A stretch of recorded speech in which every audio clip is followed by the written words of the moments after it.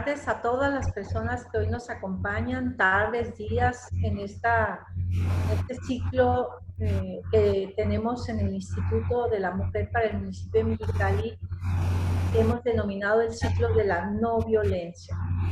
Y con el tema de la no violencia, efectivamente no implica que no hablemos de la violencia, en este caso de violencia extrema. El día de hoy nos acompaña, tenemos el honor de contar con la presencia de la licenciada Laura Gutiérrez, una experta en el tema de los feminicidios en Baja California.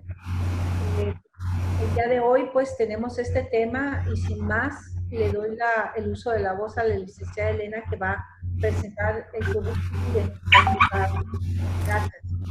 Muy buenas tardes a todos ustedes.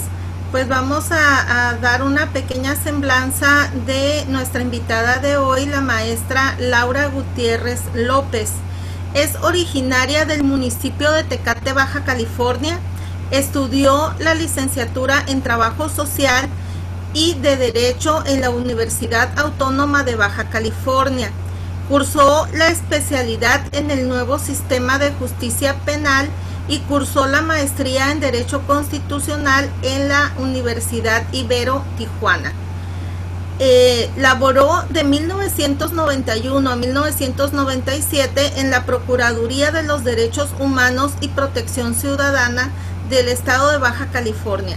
Se ha desarrollado en la defensa de derechos humanos en el Centro de Apoyo al Migrante en Tijuana, Baja California y en Ciudad Juárez, Chihuahua. Y en 2013 fungió como directora del Instituto Municipal de la Mujer en el municipio de Tecate, Baja California, y actualmente labora en la Comisión Estatal de los Derechos Humanos para el municipio de Tecate. Como docente, laboró en la Universidad de las Californias y en la Preparatoria Federal Lázaro Cárdenas. En 2016 fue asesora de la Comisión de Equidad de Género en Tecate, Baja California, y de 2005 a 2012 abogada litigante, defensora de los derechos humanos, activista, feminista. Ha participado en diversas organizaciones de la sociedad civil desde 1991 a la fecha, siendo algunas de ellas la Red de Mujeres de la Península de Baja California, fungiendo como coordinadora, y actualmente forma parte de Mujeres Unidas, Olimpia de Joes AC, en el municipio de Tecate, Baja California. Sin más preámbulos, pues queda con ustedes nuestra invitada, la maestra Laura Gutiérrez. Adelante, maestra. Buenas tardes y muchas gracias por la invitación a este taller virtual que vamos a tener el día de hoy de un tema tan necesario e impactante que es lo relacionado con la violencia feminicida y feminicidio. Y bueno, después de este agradecimiento y de la gente que nos escucha, pues cualquier duda, pregunta, terminando la exposición, estamos a la orden. Entonces, si gustas, iniciamos con la presentación. La presentación que nosotros vamos a tener el día de hoy la denominamos Derechos Humanos y Feminicidios en Baja California. Adelante. Adelante. Adelante. Híjole, adelante. ¿La que sigue? Bueno, ahí vamos a iniciar con algo esencial que tiene que ver con los conceptos. Y para poder entender la violencia feminicida, la violencia hacia las mujeres y el feminicidio, tenemos que tener como un piso común donde podamos entendernos de lo que estamos hablando. Por ello me pareció importante iniciar rápidamente un repaso a los conceptos de género, conceptos de violencia feminicida y qué es la violencia de género y qué leyes protegen a mujeres y niñas en la violencia de género. Adelante. En el tema de género, esto no es nuevo. Muchas filósofos han escrito sobre ello Y me pareció importante traer lo que Simone de Beauvoir nos escribió para poder entender la discriminación a las mujeres. Y entre otras cosas, Simone de Beauvoir escribió, la situación de la mujer es igual a la situación del esclavo. Es decir, la situación de la mujer es al esclavo, a la persona de color, perdón, a la persona de color lo haces esclavo por ser una persona de color. La situación de desigualdad de las mujeres haces que las mujeres sean diferentes porque biológicamente podemos tener hijos. Y Simone de Beauvoir hacía la reflexión, es decir, el hombre blanco, reduce al negro como un limpiabotas. Y en el caso de las mujeres, los hombres las tratan como sus inferiores, porque así las consideran. Y la cultura lo perpetúa a través de sus instituciones. Es decir, a partir de que el hombre de color, su color de piel lo reduce a ser un esclavo porque no es blanco, la biología, la naturaleza de las mujeres que nos da biológicamente hablando, que podemos tener hijos y por ese hecho nos consideran inferiores. El tema es que esto ha sido de siglos y siglos que las instituciones lo reproducen. ¿Qué instituciones? Pues el gobierno, la iglesia, la familia, la escuela. ¿Lo seguimos? Y esto yo lo vengo a reforzar este tema adelante con lo que dice Rousseau, otro filósofo. Si le quieres dar adelante. Rousseau dice, las mujeres no pertenecen al orden de lo público político, sino que al doméstico privado. Rousseau fue un gran filósofo, pero además lo consideran un gran pedagogo. Él, muchas de sus teorías se utilizaron en el sistema educativo. Y entonces Rousseau, entre muchas otras cosas, lo puse textuales, es una redacción textual, donde él dice que la educación de los niños debe estar orientada a permitirles la mayor actividad posible para que experimenten el mundo a través de sus sentidos y funciones, la libertad absoluta, brincar, correr, salir, ir y venir. Pero la situación de la mujer debe encaminarse a su naturaleza. ¿Cuál es su naturaleza de las mujeres? Tener hijos. Esa es la situación de su naturaleza. Y la naturaleza del hombre, remata Rousseau, es distinta de la mujer. Por lo que su educación, además, ¿no? Todavía lo remacha, su educación debe ser diferente y establecer varias diferencias entre unos y otros. Uno, el hombre es activo y fuerte y el otro, o sea, la mujer, es pasivo y débil. Rousseau nos considera pasivas y débiles por nuestra naturaleza. ¿Nuestra naturaleza cuál es? Coincidiendo con Simone de Beauvoir, el poder tener hijos. Adelante. La que sigue. Y entonces, nosotros decimos, bueno, la violencia de género, entonces, ¿qué es la violencia de género? Es una política patriarcal. Es una política a partir de un patriarca. ¿El patriarca quién es? Pues el que da las órdenes, el jefe. Entonces es una política patriarcal que tiene una dominación estructural. ¿De qué estructura estamos hablando? Estamos hablando de una estructura de las instituciones. La estructura de gobierno, la estructura de la religión, que todo esto está basado en el sexo y la sexualidad, es decir, el sexo porque las mujeres podemos tener hijos y los varones no. Pero esta diferencia de roles contribuye a que nosotros podamos reproducir el dominio, la opresión y la supremacía del hombre hacia la mujer. ¿Quiénes lo hacemos? Yo digo, todos, es decir, toda una estructura. ¿Quién es esa estructura? El gobierno es parte de la estructura, la familia, la religión, los medios de comunicación, la escuela.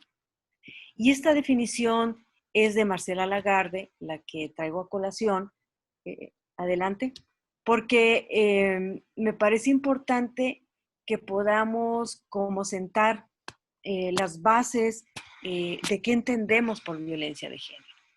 Y hoy la ley de acceso define a la violencia de género en modalidades y tipos.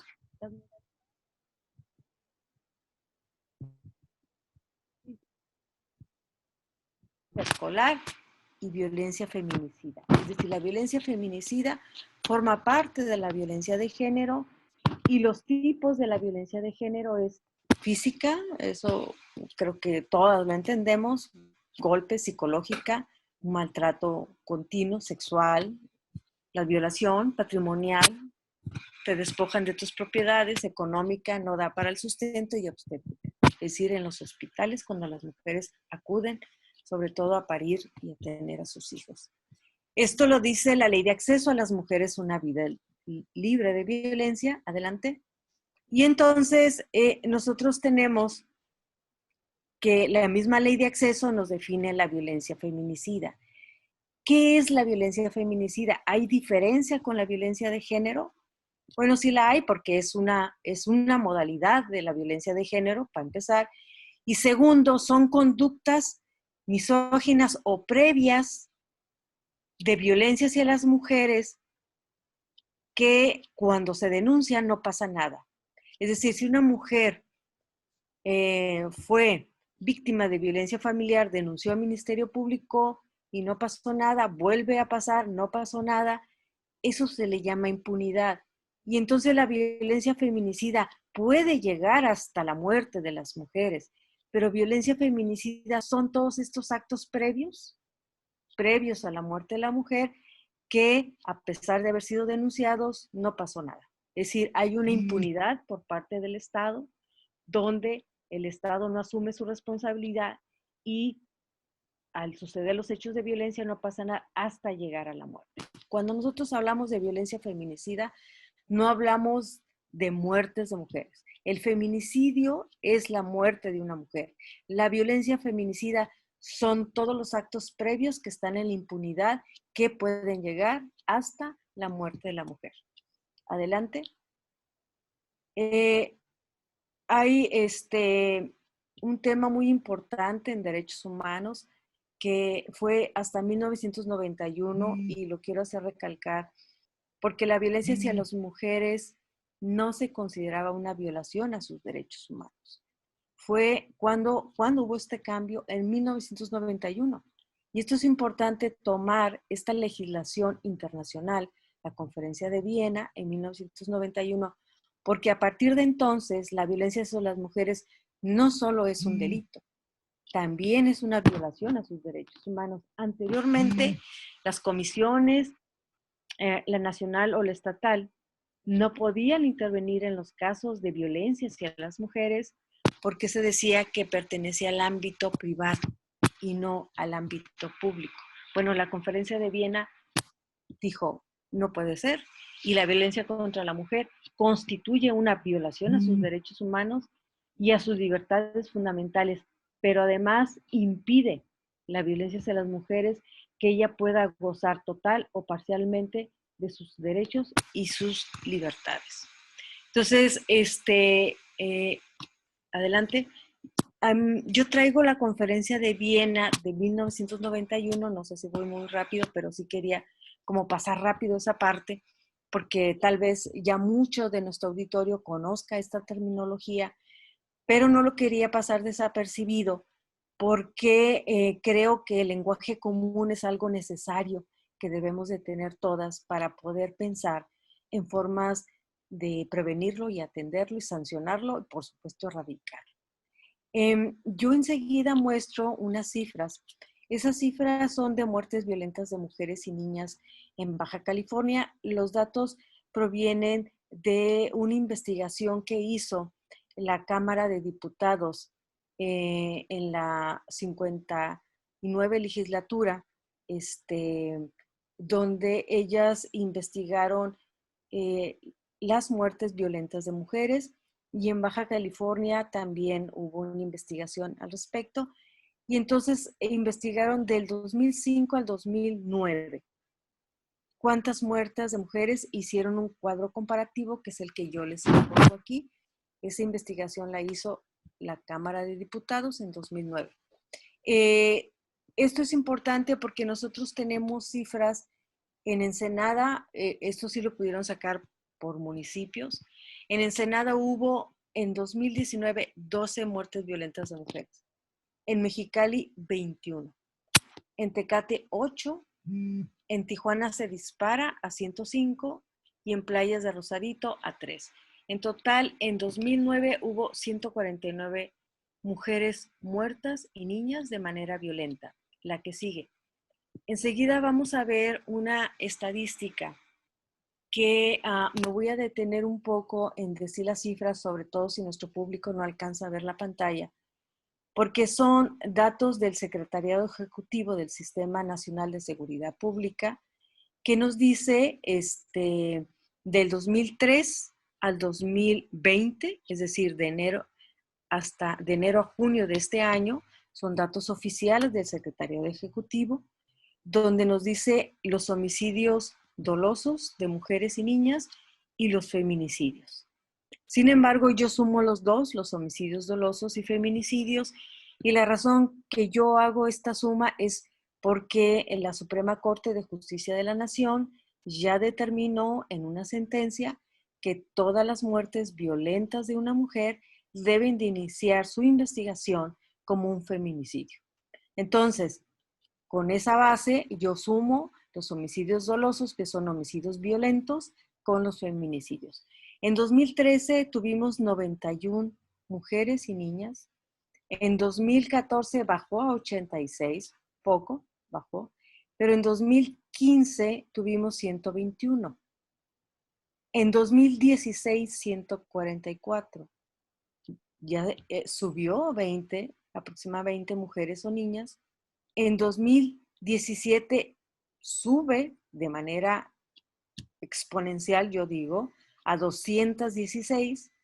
En 2018 sube a 312. 312, yo puse ahí una acotación en mi cuadro, porque precisamente en el 2018 se modifica el tipo penal. Y bueno, tal vez tuvo que ver con esto, no lo sé, pero en 2019 vemos una disminución con respecto a los feminicidios y muertes violentas, y de enero a junio de este año tenemos 138 mujeres y niñas muertas, asesinadas, no muertas, son asesinadas de manera violenta en el estado. Esto es preocupante, vemos cómo en vez de reducir la cantidad de las mujeres se va incrementando.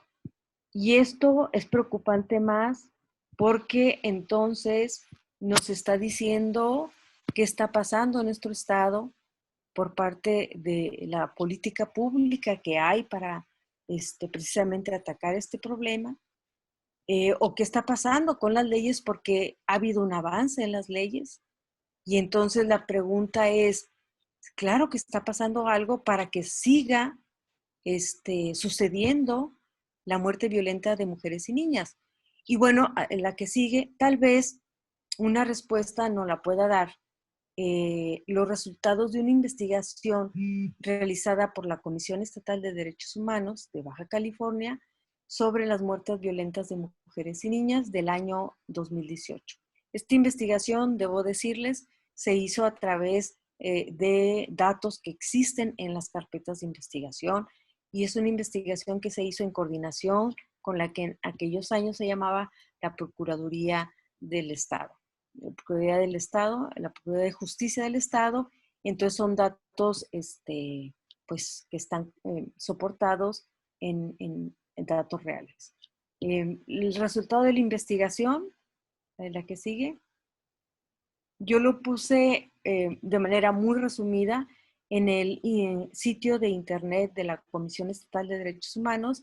Ahí en la parte de informes, si alguien quiere leer completo el informe, ahí está todo el informe y la metodología que se utilizó para llegar a las siguientes conclusiones. En el 2018 hubo 288 muertes violentas de mujeres. De estas 255 sucedieron en la ciudad de Tijuana. Es decir, el 80% de muertes violentas y feminicidios están localizados en Tijuana. Tenemos un problema ya detectado, es en Tijuana. De las carpetas de investigación, solo el 1% tiene sentencia. El 85% se encuentra en investigación, el 10% están en proceso de judicialización y el 4% pendiente con una orden de aprehensión. Aquí lo que encontramos es una impunidad terrible. 99% de los casos no tienen sentencia. La que sigue. Las víctimas de feminicidio y homicidios dolosos, sus características principales que nosotros encontramos en esta investigación son jóvenes, entre 19 y 28, 30 años, solteras, originarias de Baja California y desempleadas.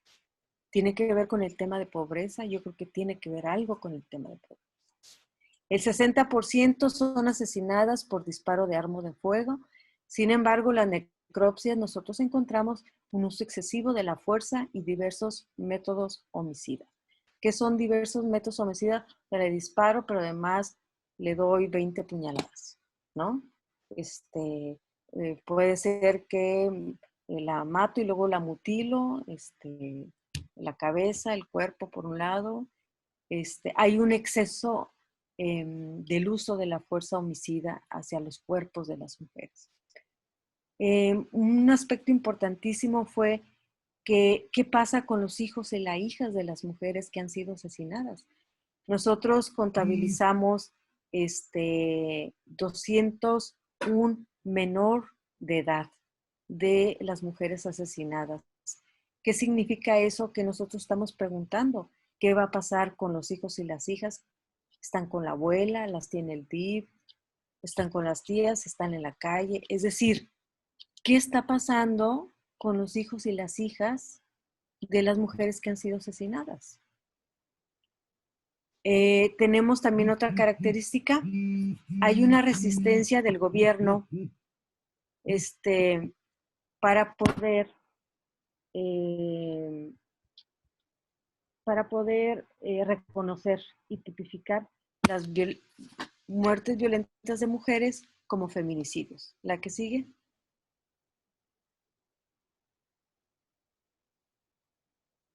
Bueno, aquí nosotros vamos a entrar. Ay, perdón, entró una llamada. Nosotros vamos a entrar con el concepto de feminicidio. ¿Qué es el concepto de feminicidio? Bueno, el concepto de feminicidio nosotros lo tenemos, y es justo reconocerlo, con Marcela Lagarde, fue una de las iniciadoras de este concepto de feminicidio, que ella se basó en los trabajos de Diana Russell y Jill Rafford para poderlo elaborar. Esta definición de Marcela Lagarde también tiene su soporte en la CEDAW y Belén do Pará, que son dos instrumentos internacionales que también le dan pie a lo que es nuestra legislación de la Ley General de Acceso a las Mujeres a una vida libre de violencia y a la Ley de Acceso que nosotros contamos aquí en el Estado. En el tema de las reformas legislativas, en el tema del feminicidio, yo hago mención de la sentencia de Campo Algodonero. La que sigue. ¿Por qué la sentencia de Campo Algodonero? La sentencia de Campo Algodonero es una sentencia que la Corte Interamericana de Derechos Humanos condena a México, al gobierno mexicano. Entre otras cosas, esta sentencia, un breve resumen, fue promovida por familiares de jovencitas que fueron asesinadas en Ciudad Juárez. ¿Por qué? Porque no pasaba nada, no había un detenido, no sucedía nada.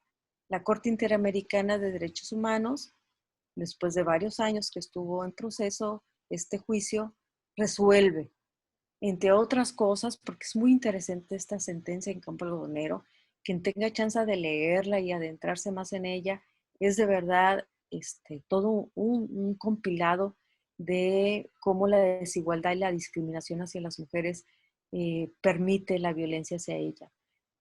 ¿Para qué nos sirve la sentencia de Campo Algodonero y por qué la traigo en este tema de feminicidio? Bueno, porque la Corte Interamericana le dijo al gobierno mexicano, debes de tipificar el delito de feminicidio en todo el país. Y, entre otras cosas, debes estandarizar tus protocolos, tus manuales, tus criterios ministeriales, tus servicios periciales y de impartición de justicia para investigar todos los delitos que se relacionan con desaparición de mujeres, violencia sexual y homicidio de mujeres. Y además le agrega, pero debes de estandarizar tus protocolos conforme al protocolo de Estambul, que tiene que ver con el tema de tortura, y el manual sobre la prevención e investigación efectiva de ejecuciones extrajudiciales, arbitrarias y sumarias de las Naciones Unidas. Esta es una importantísima determinación que le da la sentencia de Campo Algodonero. Adelante. Pero entonces nosotros, la que sigue, vamos a encontrar otro apoyo legal todavía que nosotros tenemos y que hace rato hice referencia, que es la sentencia de la Suprema Corte de Justicia de la Nación, que fue en el 2015 en el caso Mariana Lima. Y también es una sentencia muy valiosa, está llena de ricos conceptos sobre los temas de la discriminación y la desigualdad. Y concluye la Corte, toda muerte violenta debe de iniciar su investigación como feminicidio.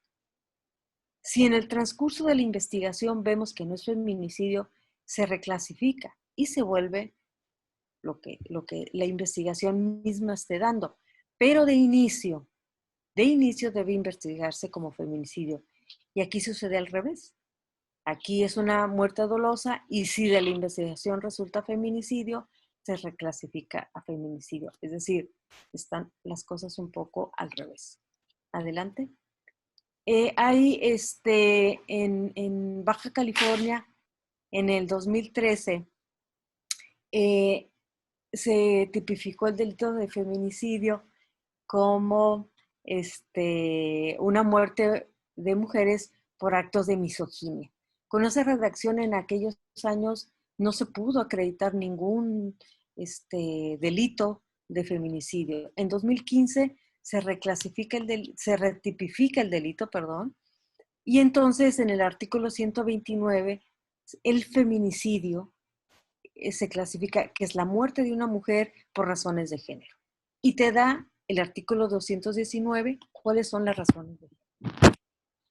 Me parece importante decirlo porque tenemos que hacer la diferencia entre lo que es un feminicidio y la muerte accidental de una mujer.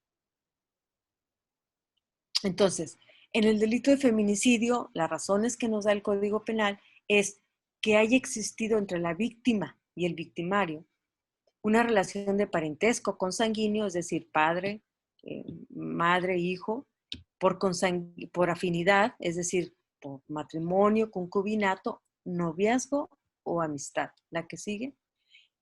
También que haya existido una relación laboral, que el cuerpo presente signos de violencia sexual, que el cuerpo tenga lesiones infamantes, degradantes, o mutilaciones previas o posteriores a la privación de la vida. Es importante decir que las lesiones infamantes, por ejemplo, ¿qué puede ser? Que te corten un pezón, que te corten una parte de tu cuerpo íntima, por ejemplo, ¿no? También otra razón puede ser que haya antecedentes de amenazas, acoso, que el cuerpo de la víctima sea exhibido en un lugar público y que la víctima haya sido incomunicada. Cabe hacer la aclaración que no necesitamos que se den todas las 7 razones de género que da el artículo 219. No, con una que se presente es suficiente. Es decir, si nosotros tenemos un cuerpo arrojado en la vía pública que murió, que la asesinaron de manera violenta, se debe de iniciar su investigación como feminicidio. La que sigue. Y bueno, una de las circunstancias hasta este momento, creo que podemos concluir en este breve tiempo, que la causa de la violencia de género y feminicida es una cultura patriarcal y una estructura basada en el sexo y la sexualidad. Una estructura, ¿de qué estructura estamos hablando? De instituciones. ¿Qué instituciones? Familia, religión, escuela, gobierno, medios de comunicación que reproducen los estereotipos, pero además los van perpetuando. No solamente la reproducción tiene un fin, es decir, perpetuando esta cultura patriarcal que está estructurada. Este es un sistema estructural. Esta es la causa de la violencia de género y feminicida. La violencia feminicida no es la muerte violenta de las mujeres, ya dijimos, son los actos previos, ¿no? Que puede llegar hasta la muerte de las mujeres, al asesinato. Y hoy en Baja California podemos concluir que el gran problema de feminicidios y de muertes violentas de mujeres está en Tijuana. La impunidad en la sanción de las muertes violentas de mujeres es una conclusión que podemos hacer de lo que existe ahorita en el Estado. ¿Por qué digo impunidad? Como ya lo vimos con la investigación, solo el 1% tiene sentencia. Y eso te está diciendo que hay impunidad. ¿Tenemos avances? Podemos concluir que hay avances en el tema legislativo. Sí, sí tenemos avances. Pero vamos a ver estos avances, cómo no nos ayudan en este momento a poder prevenir y sancionar. Hay una resistencia de la Fiscalía para reconocer toda muerte violenta de mujeres como feminicidios. El perfil de las víctimas que podemos hoy concluir es que son mujeres jóvenes, desempleadas, originarias del Estado y solteras. Y entonces la siguiente, aquí dice que si me dan su opinión la que sigue, pero ya no tenemos mucho tiempo. La que sigue, es importante ver entonces, con esta conclusión que más o menos rápida di, ¿cómo podemos prevenir los feminicidios? Yo estoy pensando en situaciones hipotéticas porque bueno, son ideas que no se han llevado a cabo, que yo las traigo aquí esperando que alguien las retome, que las motive, por lo menos a que piensen si pudiera ser posible. Y una de las ideas para la prevención de los feminicidios podría ser que el sistema estatal para prevenir, atender, sancionar y erradicar la violencia hacia las mujeres oriente sus trabajos y presupuesto al municipio de Tijuana, por ejemplo. Revisar el sistema judicial y la operatividad del protocolo para juzgar con perspectiva de género. Algo está pasando en el Poder Judicial, ¿no? Y hay un protocolo para juzgar con perspectiva de género, claro que lo hay, pero vamos a ver cómo opera ese protocolo, ¿no? Si son puros juicios abreviados lo que está pasando. Es decir, hay que revisar qué está pasando con el sistema judicial. Hay un perfil de la víctima que ya tenemos identificado. Creo que se pueden hacer programas específicos en relación a ese perfil. Es decir, mujeres jóvenes, solteras, desempleadas. No sé, pensando en programas que tú digas, las mujeres jóvenes hay que promover que no deserten de la escuela, pero también buscar maneras que puedan tener un empleo que les permita no solamente tener el empleo, sino también como permanecer en el empleo para poder apoyar que ellas tengan un ingreso. Y nuevamente vemos el tema de los protocolos. Creo que es necesario revisar y en su caso modificar el protocolo de investigación de feminicidios y hay que hacer como presupuestar acciones. Se requiere presupuesto. Para todas estas acciones de prevención de la violencia feminicida se requiere presupuestos para tener apoyo y yo tengo una especial petición al público que nos escucha, que empujemos las autoridades si nos escuchan, empujemos a tener un padrón de los niños y niñas que quedaron en la orfandad porque su mamá fue asesinada. Es decir, el Estado tiene que asumir la obligación de esos niños y niñas, de su alimentación, de su educación, porque entonces nosotros creo que de esa manera podemos prevenir feminicidios. En la que sigue,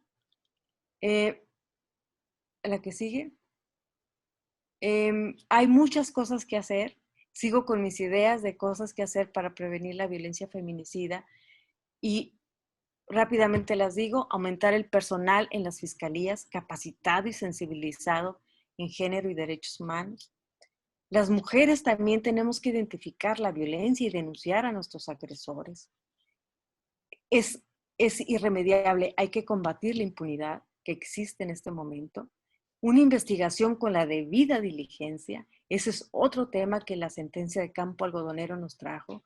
Si vamos a investigar, sí debemos de tener un protocolo, pero debe ser con la debida diligencia. Debemos de tener peritos forenses, tenemos que tener una unidad de especialidad del contexto, nos dice.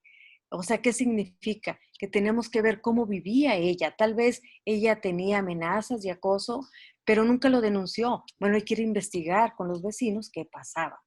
La que sigue. Y el pilar fundamental para prevenir la violencia de género, desde mi punto de vista, la que sigue, tiene que ver la escuela. La escuela es el pilar en la igualdad entre mujeres y hombres. ¿Por qué la escuela? Porque a través de la escuela podemos combatir estereotipos, y estoy hablando de escuela de primarias, estoy hablando de secundarias, estoy hablando de cuando los niños están chicos, niños pequeños. Es decir, desde ahí creo que debemos trabajar todo lo que tiene que ver con estereotipos, los prejuicios, esta cultura patriarcal de la que hablamos. Es decir, tenemos que ir a la causa de la violencia de género. Y la causa de la violencia de género es esta política patriarcal, estas creencias que las mujeres son inferiores y que son débiles y que deben ser sumisas y que así las deben educar, según Rousseau, el gran pedagogo. Es decir, la causa de la violencia de género, de la violencia feminicida y de los feminicidios tiene que ver con esta cultura patriarcal. Y claro que es a más largo plazo, pero la escuela es un pilar para esta igualdad entre las mujeres y los hombres. La que sigue. Y bueno, la que sigue, eso es como para, la que sigue es como para sentarnos a debatir un poco más, y yo les quiero dejar algo importante. La que tenga oportunidad de revisar la sentencia de Campo Algodonero y la sentencia de la Suprema Corte de Justicia del caso Mariana Lima, todo tiene que ver con práctica forense, feminicidios y el ámbito psicojurídico en la investigación de feminicidios. No es sencillo investigar feminicidios, no, porque no tampoco saben cómo investigar feminicidios. Y por eso es tan importante sensibilizar al personal que hace este tipo de investigación y que está a cargo de esta fiscalía, porque tiene que cambiar y tiene que haber toda una preparación en ese sentido. La práctica forense es esencial. Si no tienes un buen médico forense que te diga cómo murió, quiénes murió, cuántas lesiones le dieron, con qué intensidad. Es decir, la práctica forense casi te está diciendo cómo fue asesinada esa mujer. Entonces, adelante. Hay maneras, yo no lo digo, eso me lo han dicho mis amigos médicos forenses, que es posible. Tú ves un cuerpo en la escena del crimen y tú, a partir de la observación que ves el cuerpo, puedes, un buen médico, un buen perito forense, decir cómo murió.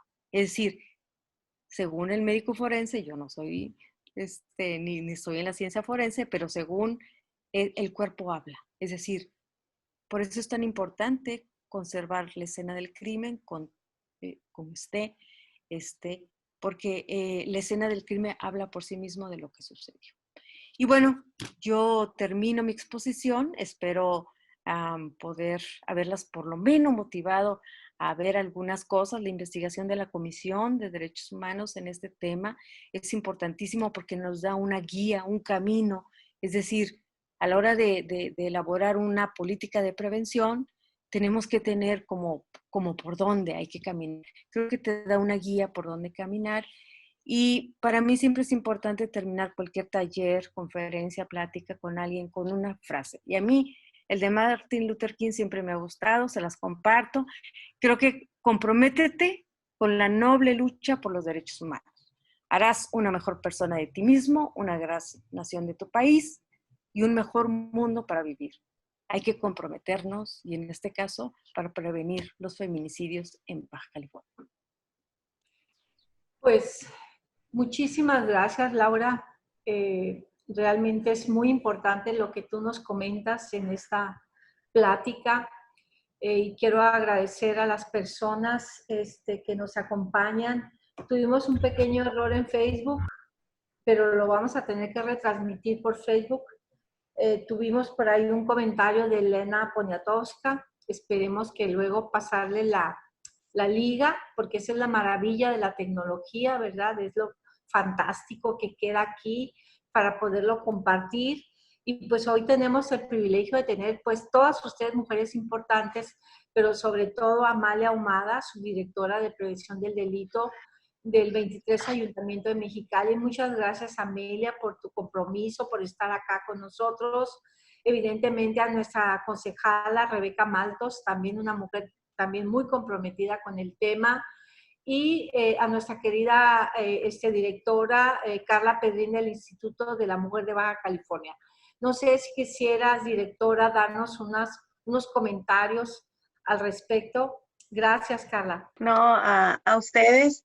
Y bueno, no creo que con tan excelente exposición y recordatorio y didáctica forma que tuvo Laura de hablarnos de la situación de cómo trabajamos los feminicidios en Baja California, pues no hay nada que agregar en ese punto. Lo que sí puedo agregar es pues ahora sí de los compromisos por parte de la institución y que precisamente se va a hacer una acción dada esta realidad y esta necesidad de capacitación de los agentes de la Fiscalía para investigar con perspectiva de género.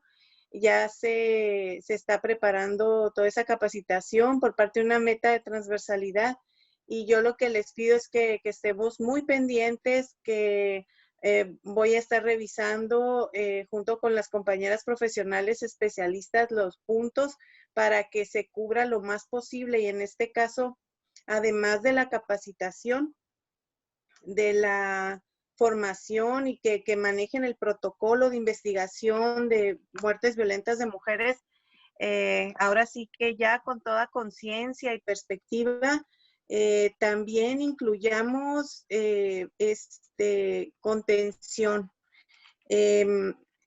Hace muchos años que nos hemos visto ustedes, nosotras aquí en este medio, y hablar de contención, pero hablar de terapia, de apoyo psicológico a todas esas funcionarias y funcionarios, empezando por las activistas, nosotras, pues creo que a veces hay más apoyo entre nosotras, o por ejemplo yo lo veo en los programas federales en PAIMEF, que tienen un poquito más de trabajo de contención, de cuidado en su salud emocional, pero me preocupa bastante que siga siendo un punto, o sea, que no sea importante el trabajo emocional que se haga con quienes están al frente de la impartición de justicia y de la investigación.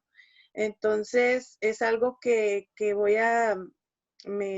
personalmente quiero revisar y ver si en las metas y acciones, en todas se incluye un trabajo de apoyo psicológico para las personas que han estado por tanto tiempo, o que, bueno, que están actualmente en la investigación y en el tratamiento de estos, pues, hechos tan violentos, ¿no? Y creo que Laura nos deja ver que si bien hay resistencias, ahora que hemos estado en los foros, por ejemplo, de la aplicación del protocolo ALBA, y que hemos tenido también esa oportunidad de ver más cercano el trabajo de las personas en la investigación de delitos, el abandono que hay en la parte emocional, pues además de la saturación, creo que tenemos que seguir empujando y pidiendo que se priorice todos estos espacios, ¿no?